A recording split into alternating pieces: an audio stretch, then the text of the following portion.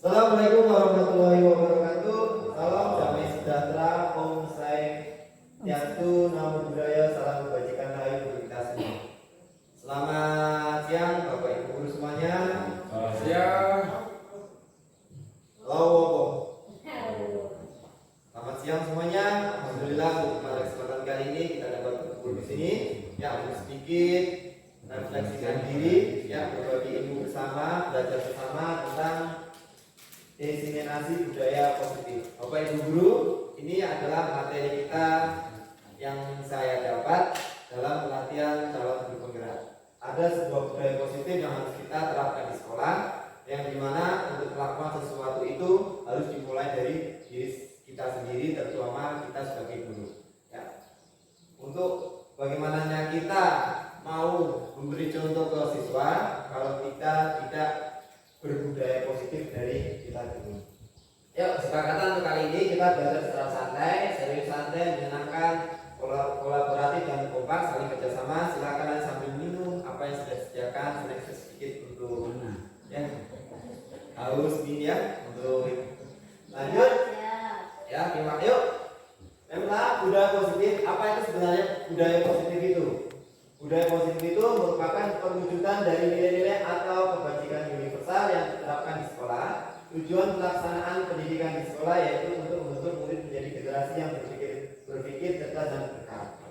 Ya, apapun itu, kalau kita sudah menerapkan ini budaya positif, maka akhirnya adalah siswa itu menjadi siswa yang berkarakter, sesuai dengan profil belajar Pancasila. Dan kita punya Ki Hajar Dewantara, ya, apa yang pernah disampaikan Ki Hajar Dewantara adalah anak-anak tumbuh berdasarkan kekuatan kodratnya yang unik. Tidak mungkin pendidik mengubah padi menjadi jagung atau sebaliknya. Intinya anak-anak itu kita didik sesuai kodratnya, sesuai kodrat alam dan kodrat zamannya masing-masing. Kalau pendidik ibarat petani, Ki Hajar Dewantara mengibaratkan peran pendidik seperti seorang petani atau tukang kebun. Sedangkan anak-anak ibaratnya seperti biji tumbuhan yang kurang berkualitas. Apabila ditanam di tempat yang subur, disemai dengan baik, dirawat, dapat tumbuh dengan baik. Bibit yang berkualitas jika ditanam di lahan yang besar. Jika tidak mendapat pengairan dan cahaya matahari serta mendapatkan perlakuan tangan yang petani, maka biji tersebut akan tumbuh tapi tidak subur. Makanya kita merawat pendidik anak-anak itu harus pakai hati. Kemudian untuk pelajaran ini kira-kira, ayo Bapak Ibu guru kita sama-sama sepakati, kira-kira setuju tidak nih kalau kita hukuman dapat mendisiplinkan anak? Bagaimana Bu Guru, kira-kira setuju tidak Bu Juratun? Setuju? Ya, bagaimana Bu Guru? Setuju tidak kalau kita hukum anak? Tidak, Pak. Oh tidak. Bu Guru? Tidak. Bagus ya. Kedua, pemberian hukuman dengan hal positif seperti membaca atau membersihkan halaman sekolah dapat meningkatkan disiplin anak. Memberi penghargaan dapat meningkatkan motivasi belajar anak. Oke ya, Bapak Ibu guru, kita mulai merubah paradigma kita tentang pendidikan bahwa anak-anak itu adalah anak-anak yang istimewa. Maka dididik mereka dengan hati. Walaupun mereka melanggar, ya kita luruskan dengan baik-baik, tidak usah dengan hukuman, karena nanti memberi mental kedepannya yang kurang baik. Yang kita pelajari nanti disiplin positif, teori motivasi, keyakinan kelas, kebutuhan dasar manusia, restitusi 5 kontrol dan segitiga restitusi ini. Bagaimana yang untuk senam ini? Segitiga restitusi penting bagaimana kita memberi motivasi internal pada anak agar mereka menyadari sendiri bahwa mereka telah melakukan sebuah keyakinan kelas. Disiplin positif kita ibaratkan ini Pak Guru. Jika A dan B Anda dan teman Anda, cobalah sekali kertas, tulislah benda atau sesuatu yang berharga untuk Anda letakkan di genggaman tangan kita. Ya, Bapak Guru bisa berpasangan dan akan mencoba dengan sekuat teman Anda. B akan mencoba dengan sekuat tenaga dengan berbagai cara untuk meminta Anda memberikan tersebut. B membujuk, mengancam, menghadik, merayu, menyuap, apa saja agar dapat membuka kepala tangannya. Karena apa yang terjadi? Ya, manusiawi kita bisa menjawab sendiri-sendiri, pasti kita akan mempertahankan apa yang ada dalam genggaman tangan kita. Dari itulah terjadilah perubahan paradigma teori counter atau teori pilihan, di mana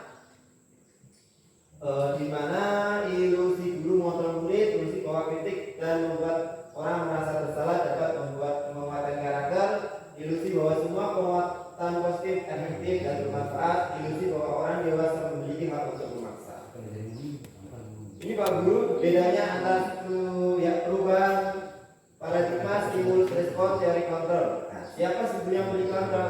Pak Guru yang di sebelah kiri itu ada stimulus respon, yang sebelah kanan adalah tentang teori kontrol. Saya ambil beberapa saja. Kalau kita mencoba mengubah orang agar berpandangan sama dengan kita, maka pilihan kita adalah kita berusaha memahami pada orang lain tentang dunia. Terus saya bisa mengontrol orang lain, maka teori kontrolnya atau pilihannya adalah Anda tidak bisa mengontrol orang lain. Terus model berpikir atau menang kalah, teori kontrolnya atau pilihannya model berpikir atau menang kalah. Nah di sini ada bagian tentang sisi positif. Ya menurut Dr. William Glasser, yang senada Anda tidak bisa mengontrol orang lain, hanya Anda bisa mengontrol diri Anda sendiri. Kalau yang sebelah kanan, realitas kebutuhan kita berbeda. Kita berusaha memahami pandangan orang lain dengan dunia. Setiap orang memiliki gambaran yang berbeda tentang itu. Makna disiplin itu belajar kontrol diri dengan menggali potensi kita agar mencapai tujuan mulia, yaitu sesuatu menjadi seseorang yang kita inginkan berdasarkan nilai yang kita hargai. Kalau yang sebelah kanan ada 5 kebutuhan manusia, adalah bertahan hidup, penguasaan, kasih sayang, dan rasa terima kasih, kesenangan dan kebahagiaan. Apa itu makna disiplin? Disiplin itu dari kata disiplina, yang artinya belajar yang baik semuanya. Kemudian disiplin diri membuat orang menggali potensi menuju sebuah tujuan yang dia hargai. Disiplin itu memulainya dari diri sendiri, ya.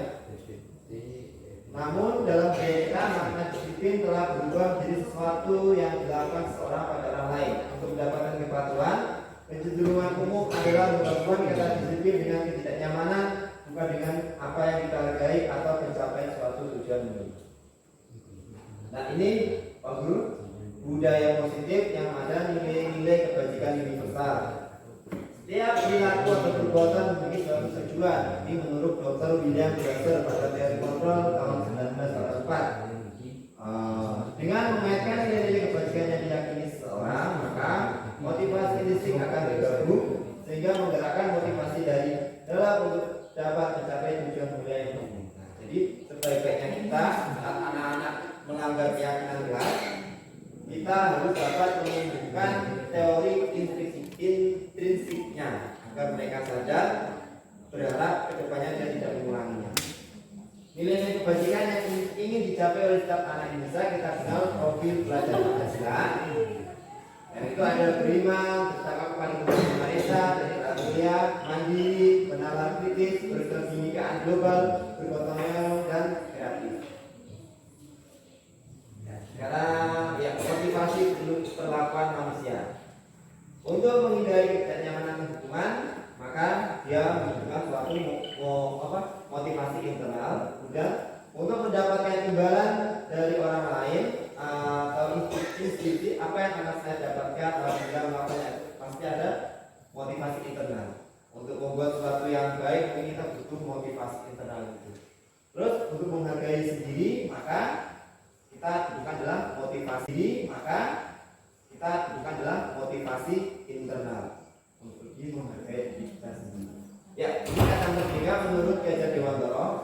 Merdeka itu artinya tidak hanya terlepas dari perintah, akan tetapi juga cakap buat pemerintah diri sendiri. Ya, kalau dulu kita sudah tahu bahwa merdeka itu berarti bukan bebas atau bisa seenak sendiri, tapi merdeka ini digarisbawahi menurut apa yang diutarakan oleh Bapak Pendidikan kita, Bapak Ki Hajar Dewantara, bahwa merdeka itu artinya tidak hanya terlepas dari perintah, akan tetapi juga cakap buat pemerintah diri sendiri. Berarti merdeka itu sudah ada batasannya. Salah satunya adalah disiplin. Ini dihukum oleh penghargaan, bahwa penghargaan berlaku sama dengan hukuman dalam arti meminta atau membujuk seorang melakukan sesuatu untuk memenuhi suatu tujuan. Ini ada hukuman itu nanti pengaruhnya di sini guru.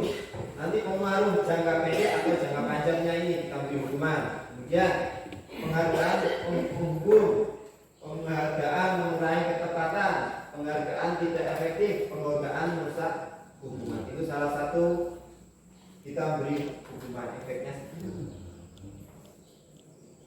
Kalau dihukum oleh penghargaan, kalau kita melakukan sesuatu mengharapkan imbalan orang lain, maka penghargaan mengurangi kualitas kita. Penghargaan mematikan kreativitas, kemudian penghargaan mengurangi motivasi intrinsik. Satu, untuk program kebajikan agresi. Nih, contoh pengakuan apresiasi kebajikan. Pertama, bukan kemarin saya perhatikan, berarti nilai kebajikannya apa? Rasa empatimu bisa sekali tetap. Situasinya pada saat menolong murid baru di kelas kita. Berikutnya, terima kasih untuk, berarti nilai kebajikannya rasa tanggung jawab pada saat kamu menunggu aktivitas yang diserahkan. Gitu ya. Ayo Pak Guru, kita diskusikan masalah. Contoh-contoh yang merupakan hukuman dan konsekuensi. Mencatat 100 kali dalam buku kalimat, saya tidak akan menambah lagi karena di sekolah, seperti hukuman. Mengganti kertas tugas teman yang telah berat dan konsekuen. Lari menuju lapangan basket 2 kali karena terlambat 10 menit untuk pelajaran PJOK. Karena ini sifatnya masih pelajaran olahraga, maka termasuk konsekuensi. Ini bagi guru kita dapat perhatikan perbedaan antara hukuman ada di sebelah kiri, terus konsekuensi ada sebelah kanan. Kalau hukuman bisa kita angkat semua, sesuatu yang menyakitkan harus terjadi. Hukuman itu pasti terasa pedih karena memberkas, membuat anak sakit, anak membenci kejujuran, bentuknya sebuah paksaan, terus anak belajar untuk menyembunyikan kesalahan, marah, rasa bersalah, dipermalukan, rasa tak dihargai. Konsekuensinya adalah sesuatu harus terjadi, anak akan menghargai disiplin, stimulus tanggapan, mendorong anak akan menyelesaikan diri, terus kehilangan hak, dibuat tidak nyaman, dialihkan untuk beberapa waktu. Ini konsekuensi sesuai dengan keyakinan kelas yang kemarin saya praktekkan pada anak. Nah sekarang juga restitusi Pak Guru, bagaimana cara memperbaiki. Restitusi adalah proses menciptakan kondisi bagi murid untuk memperbaiki kesalahan mereka, sehingga mereka bisa kembali kepada kelompok mereka dengan karakter yang kuat. Restitusi juga merupakan proses kolaboratif yang mengajarkan murid untuk mencari solusi untuk masalah mereka dan membantu murid berpikir tentang orang seperti apa yang mereka ingin tahu dan bagaimana mereka merupakan orang lain. Ini version 2000. Jadi restitusi itu suatu perbaikan mental untuk anak-anak yang apabila melanggar suatu keyakinan kelas kita. Nanti ada videonya bagaimana cara kita merestitusikan anak-anak yang melanggar keyakinan kesepakatan. Jadi dulu tidak ada hukuman, ada NDS ya, bisa perhatikan semuanya. Ini hukuman itu seperti apa, identitas sukses itu bagaimana, disiplin itu ada konsekuensinya bagaimana, terus ada restitusinya itu bagaimana. Kalau konsekuen agak terlalu berat ini ke anak karena mereka jadi kayak beban. Motivasinya eksternal, dapat untuk memperbaiki tindakan mereka itu ke eksternal. Tapi kalau kita berusaha belajar dengan restitusi, maka kita menumbuhkan motivasi internal pada anak. Jadi kita kalau restitusi akan membawa dampak yang positif ke depannya. Dan penerapannya itu akan panjang, mentalnya terbentuk itu panjang, tidak down. Berikutnya, ini ciri-ciri restitusi bukan untuk mencegah kesalahan, tapi ini belajar dari kesalahan, memperbaiki hubungan, terus restitusi mencari kebutuhan dasar, menghindari tindakan, restitusi diri, cara yang paling baik. Nah itu. Yuk, keyakinan kelas ini sudah saya sampaikan dengan guru ya. Ini saya praktekkan di kelas bagaimana anak-anak menyusun suatu keyakinan kelas yang nilainya dari nilai positif yang menunjukkan nilai-nilai budaya positif pada anak-anak. Kita kemarin sudah diskusi sama anak, dan kelompok menyusun menjadi sebuah keyakinan kelas. Nah, inilah untuk menyusun, untuk membuat budaya positif di sekolah. Kita membutuhkan lingkungan yang positif. Lingkungan itu harus mendukung, terutama memberi sebuah kenyamanan. Setelah lingkungan setelah nyaman, barulah kita awalnya kita dulu mengetahui peraturan kelas. Karena perkembangan zaman, baik guru masuk ke keyakinan kelas. Keyakinan kelas tingkatannya lebih tinggi. Seperti yang saya tadi bilang, keyakinan kelas itu menumbuhkan motivasi intrinsik Bapak Ibu ya. Kalau semuanya sudah tercover semuanya, akan membuat lingkungan positif, lingkungan sekolah itu yang nyaman, tentram, tanpa ada gangguan atau tanpa ada apa namanya ya, tanpa ada rasa kepaksaan. Jadi kalau ini sudah tertata dengan rapi, maka akan menjadikan budaya positif di lingkungan sekolah kita. Nah, ini contoh-contoh Bapak Ibu guru kerajinan kelas yang kita dulu saya terapkan dengan anak-anak kelas 7. Ini ada kesepakatan kelas kerajinan kelas. Yuk, baik. Terus selalu kembalikan buku ke tempatnya. Berarti masuk tadi jawab. Dilarang membantu orang lain. Kerajinan kelas menghormati orang lain. Tadi di sekolah 15 menit sebelum pelajaran dimulai menghormati lain dan komitmen. Terus gunakan masker bagian dari kesehatan. Jangan berlari di kelas atau koridor, adalah keselamatan dan kenyamanan. Jadi kita menampilkan suatu yang keyakinan kelas yang membuat mereka jadi yakin. Kalau peraturan ini malah dilanggar terus, ya, membuat keyakinan kelas. Dan sudah kebutuhan dasar manusia sudah kita tahu ada 5 yang baik dulu. Pertama pasti ketika kita dilahirkan oleh Tuhan, kita perlu bertahan hidup, mempertahankan hidup. Kemudian setelah hidup kita butuh kebebasan yang mengeksplor diri kita, mana yang kita sukai, mana yang kita disukai. Berikutnya adalah pasti butuh kesenangan, mana yang akan memberi dorongan penguat untuk kita bertahan hidup. Kedua pasti butuh kasih sayang dan rasa diterima dimanapun tempat kita berada. Dan adalah penguasaan atau adalah pengakuan dari teman-teman yang lain. Ya, ini posisi kontrol dulu. Jadi kalau guru yang baru, untuk menghukum anak kita punya 5 posisi kontrol. Ini yang pertama itu penghukum, pembuat rasa bersalah, teman, pemantau, manajer. Ya, karena seiring dengan perkembangan zaman, kalau penghukum itu sudah lampau-lampau bagaimana cara menangani anak yang melanggar peraturan itu dihukum, terus mesti membuat rasa bersalah. Ada kalimat-kalimatnya itu yang membuat mentalnya down. Terus ada bagaimana guru itu ya sebagai teman, mungkin ya merangkul, sudahlah, nah jangan begitu. Ada juga yang guru yang pemantau, hanya mengamati saja. Terus ada yang manajer. Ya, di era zaman yang sekarang maju ini diharapkan kita itu menjadi manajer sebagai guru, ya. Ingat, jangan sampai kita menghukum anak atau tiba-tiba kita bisa mengontrol emosi, kita mencubit anak, kita dilaporkan di polisi, wah kita kena pasal KUHP malah dampaknya lebih besar. Maka kita belajar bersama bagaimana kita harus jadi manajer. Kalau manajer itu berdiri sendiri-sendiri dengan akhirnya mengajukan pertanyaan-pertanyaan apa yang kita yakini, menguatkan pribadi, murid meletakkan dirinya sebagai individu yang positif dalam dunia kualitas. Bagaimana caranya saya bisa berbagi keadaan, terus mengevaluasi. Intinya ini kalau sebagai manajer kita membangun kedekatan dengan anak, tapi juga menunjukkan motivasi instinktifnya. Ini Pak Guru, ini pertanyaan saya kecewa sekali dengan kamu, itu suatu membuat orang merasa bersalah. Kamu tidak benar, hukum. Ayolah lakukan di bawah ibu sebagai teman. Kamu selalu yang paling terakhir sebagai penghukum. Ini contoh-contoh kalimat yang mana yang membuat orang bersalah, malah penghukuman, teman, pemantau, manajer dan teman. Baik Guru, kelima posisi kontrol. Pertama ini kita kan sudah tahu tadi kan, posisi kontrolnya adalah penghukum, membuat rasa bersalah, teman, pemantau dan manajer. Di sini ada identitas yang gagal, ada identitas berhasil atau identitas berhasil atau sukses sebagai kontrol diri. Kemudian motivasinya ini mau apa kita kira-kira nih? Guru berbuat, guru berkata, hasil kaitan dengan dunia berkualitas, murid berkata, dampak pada muridnya. Nah, dari semua komponen-komponen ini Bapak Ibu Guru mempunyai resiko-resiko yang resiko motivasi intrinsik maupun motivasi aktif.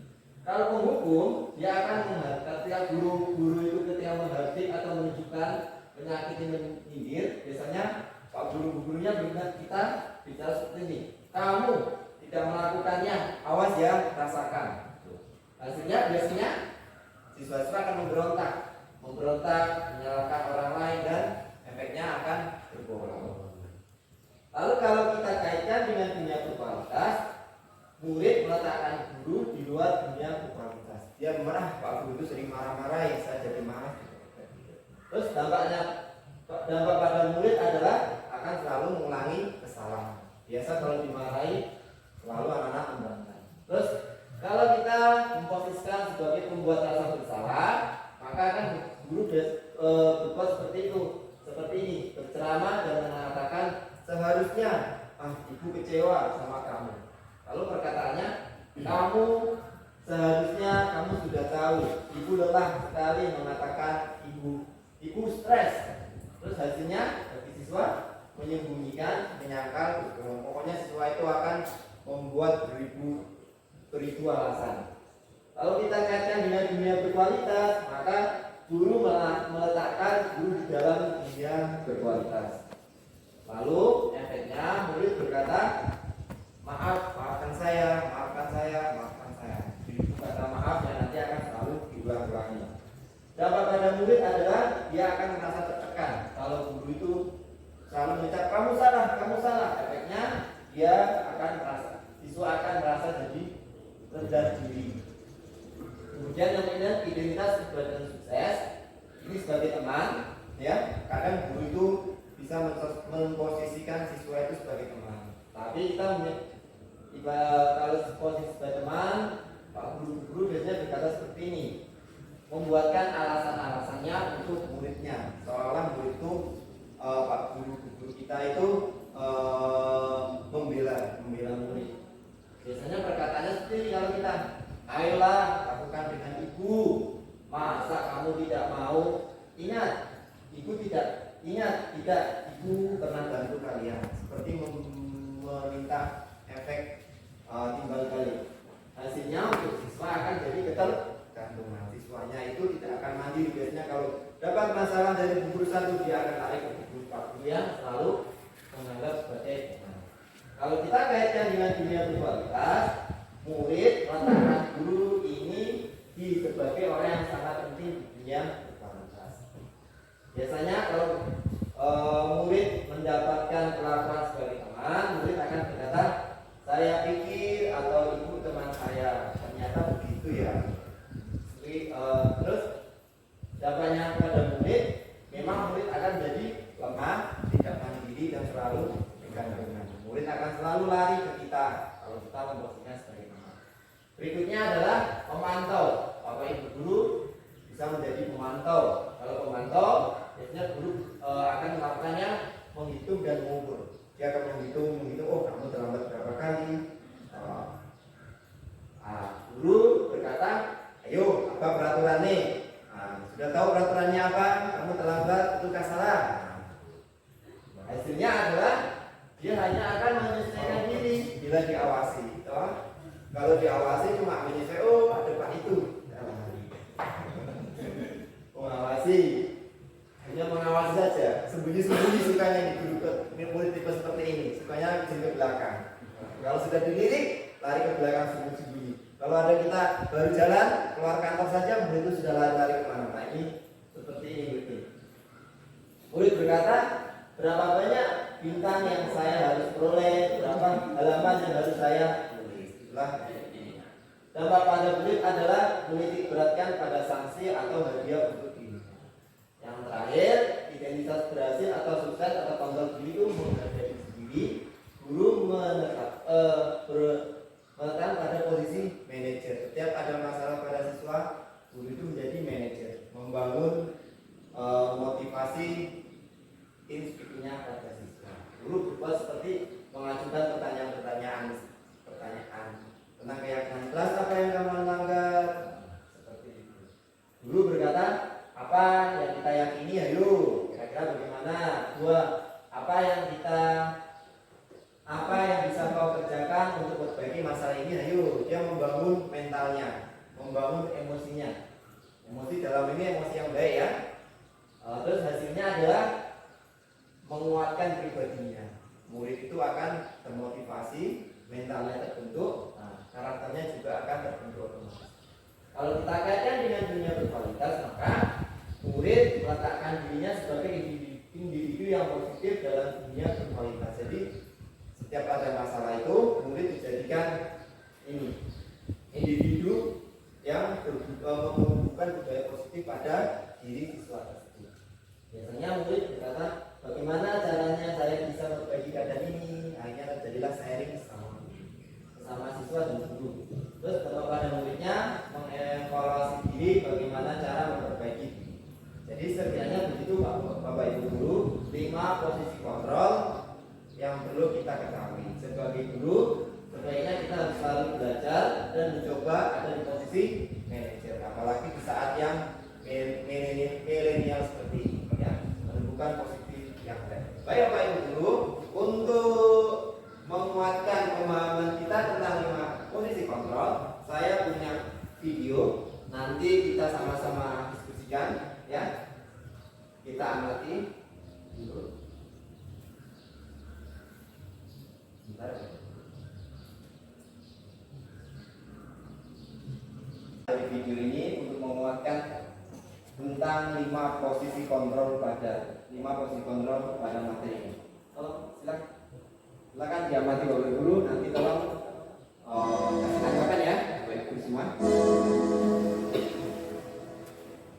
5 posisi kontrol itu adalah 1. Posisi penghukum, 2. Posisi pembuat merasa bersalah, 3. Posisi teman, 4. Posisi pemantau atau monitor, dan 5. Posisi manajer. Untuk lebih memahami kelima posisi tersebut, mari kita saksikan kasus Naren yang terlambat hadir 20 menit di sekolah dan melihat bagaimana kelima posisi kontrol dalam menghadapi masalah tersebut.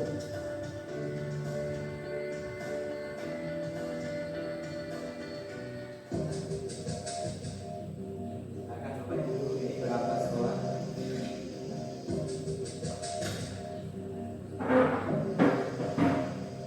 Naren, sini kamu. Selamat pagi Bu. Selalu terlambat. Kamu deh, pasti terlambat. Maaf Bu, saya Apa? Apa coba? Alasan kamu apa lagi? Kapan sih kamu tidak terlambat? Sekali sih dulu. Malas sekali ya kamu jadi anak. saya Dasar pemalas.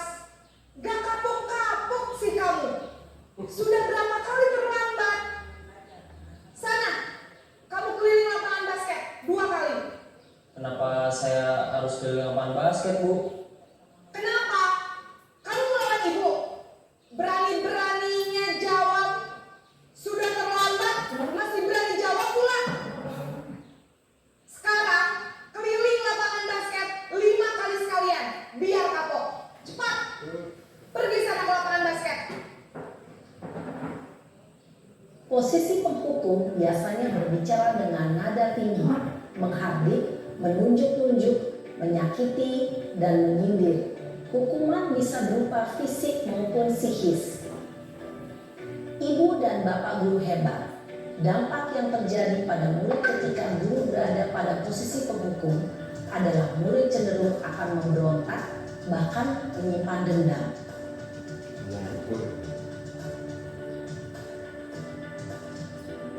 Posisi pembuat merasa bersalah.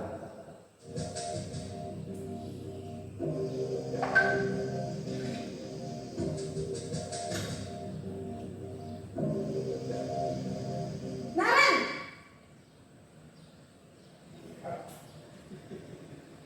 Selamat pagi Bu. Naren. Kamu kenapa terlambat lagi, nak? Ya Tuhan, Naren. Kamu senang ya bikin ibu susah ya? Kalau kamu terlambat lagi, nanti ibu yang ditegur bapak kepala sekolah, nak.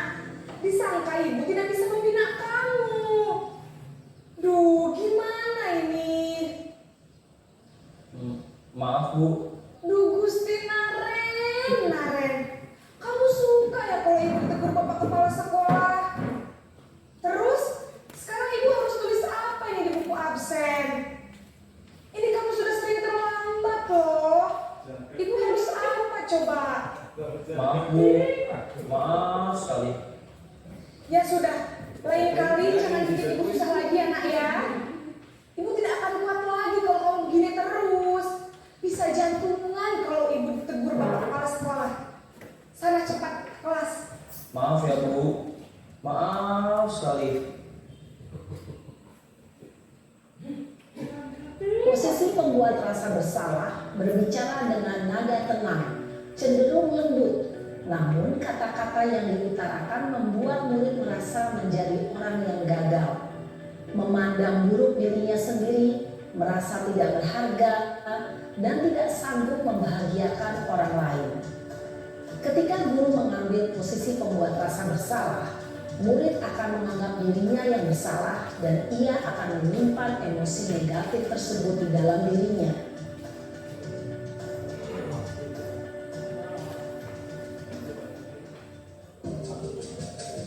Narik lagi. Alat lagi Pak Guru, berarti apa ya? Tenang. Tenang. Naren,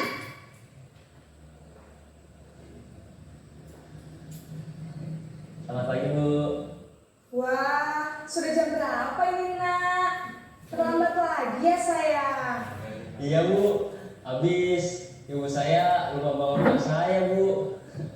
Kamu malah menyalahkan ibu kamu. Kamu bukannya anak yang larinya paling kencang. Kok terlambat sih? Iya Bu, saya memang terlambat bangun tadi.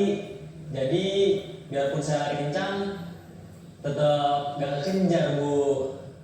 Ya sudah sana. Nanti lain kali larinya lebih kencang lagi ya. Biar gak terlambat lagi. Bikin seneng ibu. Demi ibu. Bisa kan? Bisa lah Bu. Ya sudah sana masuk kelas. Ibu beresin urusan absen kamu. Kamu ini ada-ada saja. Dalam posisi teman, guru berbicara dengan nada suara ramah, akrab, cenderung bersenda gurau untuk menjaga suasana tetap santai. Murid akan merasa senang, aman, dan akrab dengan guru. Identitas yang tercipta adalah identitas sukses atau berhasil. Namun, perlu diingat, karena ini masih dorongan eksternal, maka ada faktor ketergantungan dari murid kepada orang tertentu. Di sini guru aksennya, sehingga di lain waktu murid bisa berperilaku baik, namun hanya kepada orang-orang tertentu saja.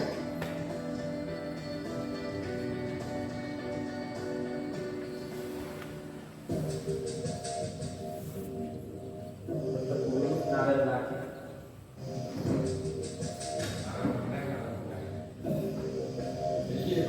Naren,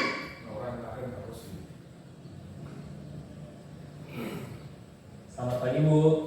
Naren, apa peraturan sekolah kita tentang jam berapa kita harus masuk sekolah nak? Kita harus di sekolah jam 7 Bu. Iya betul, sekarang sudah jam 7.20. Naren sudah tahu konsekuensinya jika terlambat hadir. Paham Bu, saya harus tinggal kelas pas jam istirahat selama 20 menit. Iya benar, konsekuensinya demikian. Jadi nanti jam 9.30 pas istirahat, kamu harus tinggal di kelas, kerjakan tugas tambahan untuk ketertinggalan kamu, ya? Baik Bu. Posisi pemantau mengandalkan penghitungan atau data untuk mengontrol murid. Guru mengarahkan murid berdasarkan peraturan dan konsekuensi. Seorang pemantau menunjukkan bahasa tubuh dan ekspresi wajah yang datar dan cenderung formal.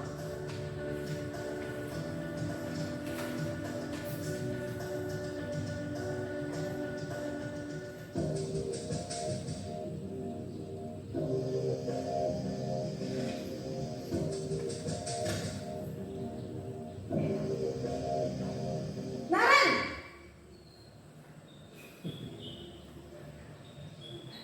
Selamat pagi Bu. Selamat pagi Naren. Maaf Bu, saya terlambat. Iya, sekolah masuknya jam 7, sekarang sudah jam 7.20. Jadi sekarang bagaimana ini Naren? Maaf Bu, saya lupa setel alarm saya semalam. Baiklah, menurut kamu, keyakinan sekolah yang mana yang perlu kamu tingkatkan? Menghargai diri sendiri dan orang lain mungkin ya Bu. Setuju. Jadi, apakah Naren meyakini prinsip saling menghormati tersebut? Iya Bu, saya meyakininya. Apakah Naren bersedia memperbaiki masalah keterlambatan ini? Bersedia Bu. Bagaimana kamu akan perbaiki masalah keterlambatan ini? Saya akan coba untuk tidak lupa menyetel alarm saya, Bu. Baik, kalau Naren lupa menyetel alarm di rumah, ada orang yang kira-kira bisa bantu mengingatkan tidak? Ada, Bu. Kakak saya, Kak Emma. Ada lagi selain Kak Emma? Selain Kak Emma, ada ibu saya. Baik, jadi yang mengingatkan Naren adalah Kak Emma dan ibu kamu ya? Kira-kira akan mulai start alarm kapan nih Naren? Setelah pulang sekolah, akan segera saya lakukan. Baik, jadi Naren akan setel alarm untuk bangun besok pagi dan akan diingatkan oleh kakak dan ibunda Naren ya. Ada lagi yang mungkin perlu dilakukan Naren agar tidak terlambat bangun lagi. Tidak ada, Bu. Baik Naren, terima kasih untuk kerjasama kamu. Sekarang kamu perlu kembali ke kelas untuk belajar. Baik, Bu. Terima kasih. Begitu Bapak Ibu Guru, 5 posisi kontrol untuk kita ketahui. Kira-kira dari kelima posisi kontrol itu yang paling bagus yang mana? Bisa tahu Pak Jen? Posisi mengejar. Oke, balik mengejar. Oke, terima kasih. Ini hasilnya, ini Pak Guru ini praktek segitiga institusi. Ada video pembelajaran, saya pernah mempraktekkan di 2 anak, di Joy sama siapa kemarin, sama Marvel. Ini yang pertama kita itu ketika anak-anak melanggar keyakinan keras, menstabilkan diri dulu, setelah menstabilkan validasi kebutuhannya, terus menanyakan keyakinan. Untuk menyelesaikan ini, setiga itu memang harus banyak latihan Bapak Ibu, karena kita memainkannya peran hati kita, main perasaan, main emosi, ya. Tidak boleh mengucapkan kata-kata yang sekiranya tiba-tiba menyakitkan. Harus menggunakan kata-kata yang halus dengan emosi yang benar-benar tertata. Itu menstabilitas ada contohnya mulai guru pertama, guru berkata berbuat salah itu hal yang manusiawi, tidak ada manusia yang sempurna bahwa itu juga berbuat salah. Kemudian siapa yang salah, Bapak Ibu lebih tertarik untuk menyelesaikan masalah. Bisa juga memilih kalau kamu menyalahkan diri sendiri terus-menerus, apakah kamu bersikap baik pada diri sendiri, menstabilkan identitas, kemudian lanjut ke validasi kebutuhan. Bisa mengambil contoh, kamu bisa saja kan melakukan hal yang lebih buruk, tapi kamu tidak melakukannya. Apa yang penting bagi kamu? Apakah kamu bisa melakukan dengan baik besok lagi? Maukah kamu belajar cara lain mendapatkan yang kamu butuhkan? Kemudian menanyakan keyakinan. Ada tentunya apa nilai yang kita percaya di sekolah kita, nilai itu apa yang kita sepakati, kelas yang ideal itu seperti apa sih kamu, ingin jadi anak seperti apa kamu? Kita lanjut Bapak Ibu Guru, ini video dari untuk menguatkan pemahaman kita, video segitiga restitusi. Silakan Bapak Ibu di Siang, Sarah. Siang Pak. Sudah lama nggak ketemu Sarah. Kenapa hari ini ada di sini? Kesel Pak, kesel banget. Masa aku dikatain tukang fitnah Pak? Ya aku marah lah. Aku balik ngatain Eka di depan kelas. Kesel banget. Oh begitu. Ya pasti kamu marah dan kesal. Bapak juga akan marah apabila ada yang menuduh Bapak seperti itu. Kemudian pada saat itu kamu mau melakukan apa? Ya saya langsung ngatain Eka lah Pak. Kesel banget. Saya betak-betak dia depan teman-teman lain. Oh begitu. Pasti kamu melakukan seperti itu karena suatu alasan tertentu bukan? Iyalah, masa saya diam saja Pak? Ya saya bela diri lah. Masa saya dituduh tukang fitnah? Ya wajar lah. Mempertahankan harga diri itu sesuatu yang penting buat kamu. Untung kamu tidak bertindak lebih gegabah lagi. Hanya membentak-bentak. Iya Pak. Untung saya masih bersabar dan hanya membentak saja. Sudah gemes padahal. Saya pasti bela diri lah. Ya pasti ya. Tapi kamu memilih untuk tetap bertahan dan bersabar.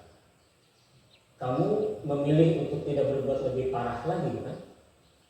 Iya.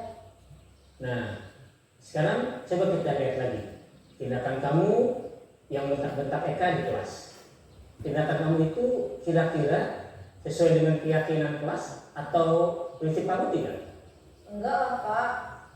Capek Pak jadi pemarah. Jadi keyakinan atau prinsip mana yang kurang sesuai dengan keinginan kamu? Ya, saya sebenarnya sangat menghargai orang lain. Mungkin saat itu saya menjadi emosi, jadi tidak menunjukkan sikap itu. Kamu meyakini tidak? Menghargai orang lain itu penting buat kamu. Yakinlah Pak. Iya, setuju.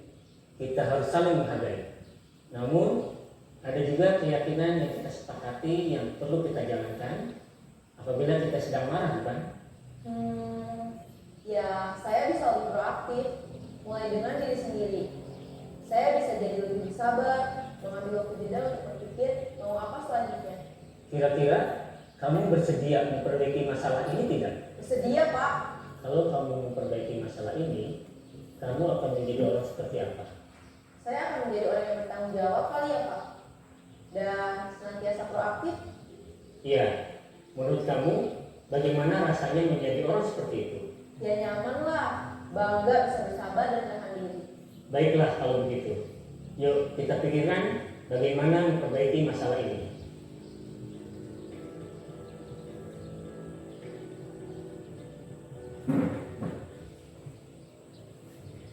Oke, seperti itu Bapak Ibu Guru. Jadi menyelesaikan persoalan pada anak, kita akan lebih mendekatkan emosinya, ya, tidak emosional, tapi lebih membangun motivasi instingnya.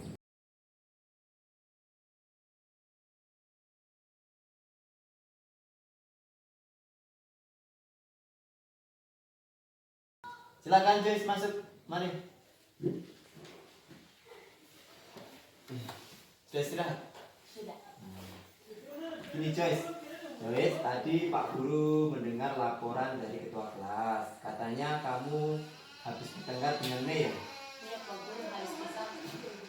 Memang kenapa? Kenapa kesal? Mei terus menerus mencontek pekerjaan saya.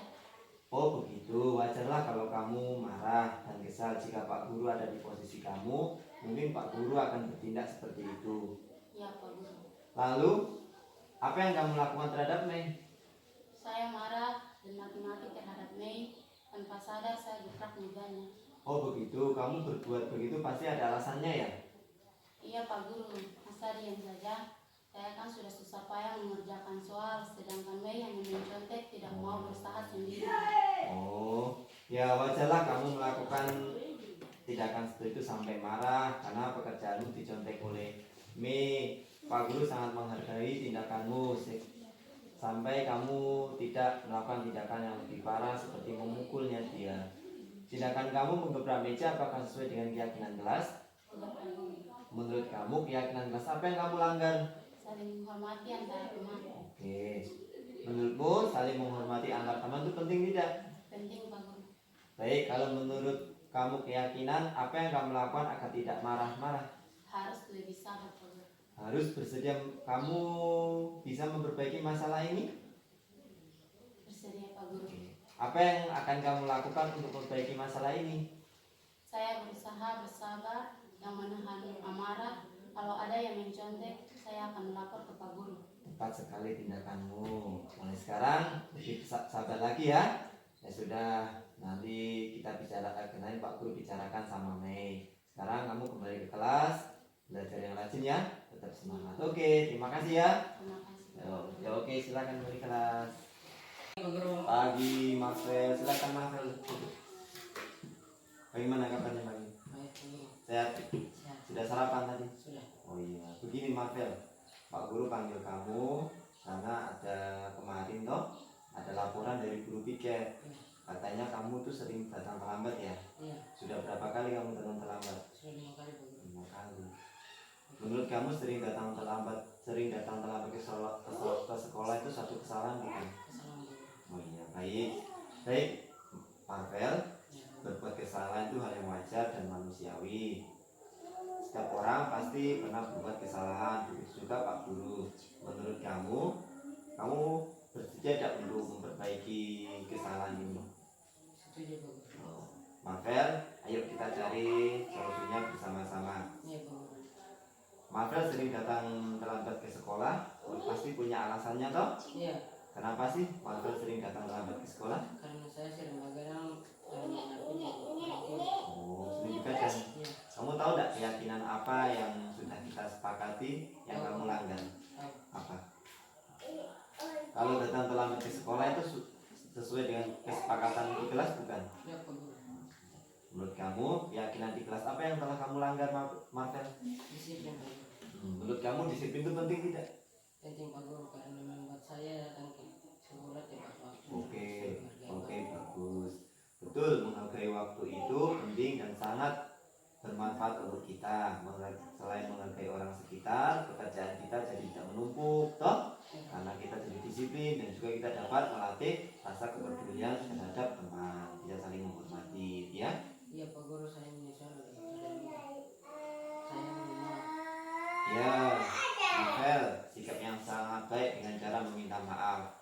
Menurut kamu, apa yang akan kamu lakukan agar besok-besok tidak terlambat sekolah lagi? Cepat dan tidak begadang mengerti. Oke. Ya, jangan main HP lagi ya. Iya. Oke, baik. Kamu sudah menemukan solusinya, toh? Nanti Pak Guru akan bicara dengan orang tuamu. Pak Guru minta tolong bapak ibunya, mama bapak di rumah untuk dapat membangunkanmu. So, jangan terlambat sekolah lagi ya. Terima kasih Pak Guru. Oke, sekarang kembali ke kelas, rajin belajar ya. Iya, Pak Guru. Dan main HP. Terima kasih Nala. Yuk, silakan kembali kelas. Hai, nama saya Joyce Katerina Mede. Saya senang sekali diajak diskusi Pak Guru untuk mengendalikan dari amarah. Saya harus banyak bersabar dan menghormati teman-teman. Terima kasih. Selamat pagi, nama saya Martin Sune dari SMP Negeri 27 Kabupaten Sorong. Saya senang sekali diajak diskusi dengan Pak Guru untuk menemukan solusi atas kesalahan yang telah saya lakukan. Saya tidak akan begadang lagi supaya tidak terlambat datang ke sekolah. Terima kasih. Itu dulu karena waktu ya. Terima kasih untuk waktu yang diberikan. Semoga ini sharing ilmunya bermanfaat. Ya, semoga dapat diterapkan, dapat bersama. Sekian dari saya. Wassalamualaikum warahmatullahi wabarakatuh. Waalaikumsalam warahmatullahi wabarakatuh.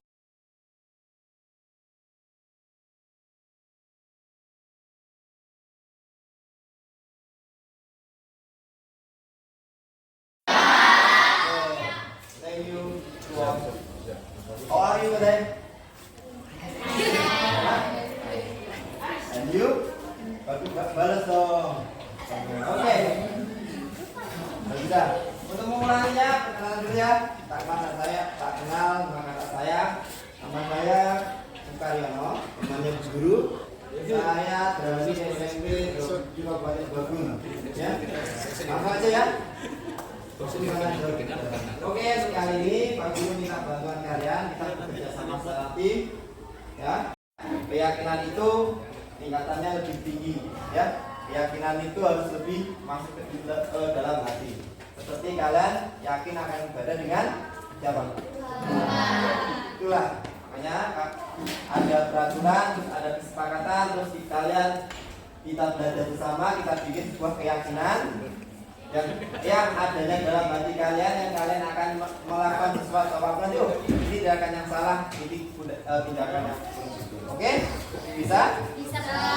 Sebelum mulai kita SPI dulu. Pak Guru punya tepuk kalau satu. Ya? No? You know? Kalau dua? Kalau tiga? No? Kalau empat? Sudah diulangi semuanya? Tepuk satu, dua, tiga, empat. Kurang cepat. Paling semangat hari ini. Semuanya. Oke, untuk berjalan waktu. Sekarang kalian silakan berembuk berdiskusi dengan kalian, teman-teman kalian di belakang kalian, boleh sama boleh terus. Tapi waktunya cuma jangan lama-lama ya. Tangan pasangan selang tulis. Ada pendapat? Ayo.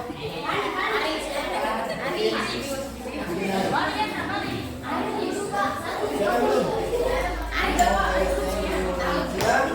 Silakan tuliskan apa yang peraturan yang pastinya. Sudah? Ayo langsung. Ayo semuanya. Ayo anak-anak ini.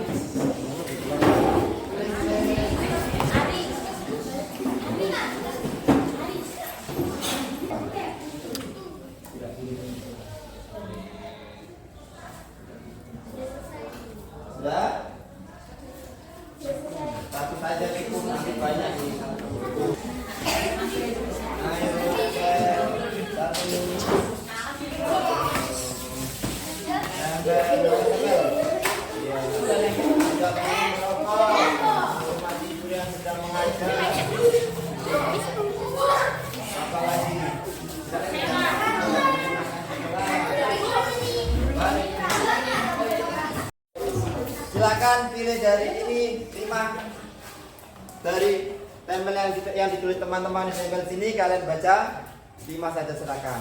Sambil hadap ke temannya. Oke, silakan dibaca. Yang pertama apa tadi? Sambil baca dan pesan kalau bisa. Bisa? Yuk silakan. Yang pertama? Tidak berkata kotor. Yuk. Tidak boleh berbohong. Tidak boleh mencela. Dilarang memotong pembicaraan guru yang berbicara. Tidak boleh bully sama teman. Oke, cukup dulu. Sekarang kamu enak? Enak. Ya, 5 saja baca dari pekerjaan temanmu. Silakan. Menghormati guru yang sedang berbicara di depan. Tidak boleh makan di kelas.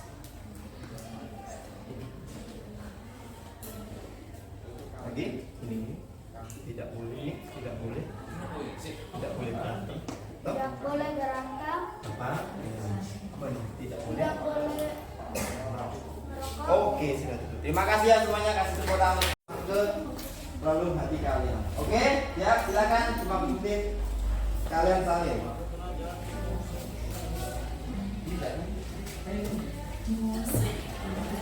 Ayo, nanti sidangnya.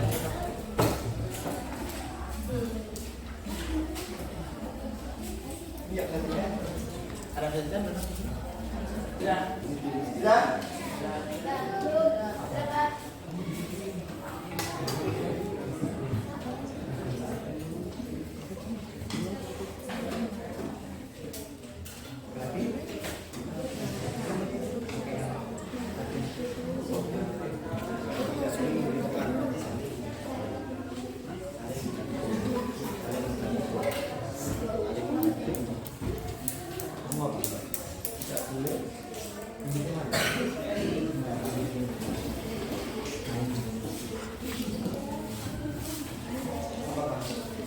Tidak boleh merokok.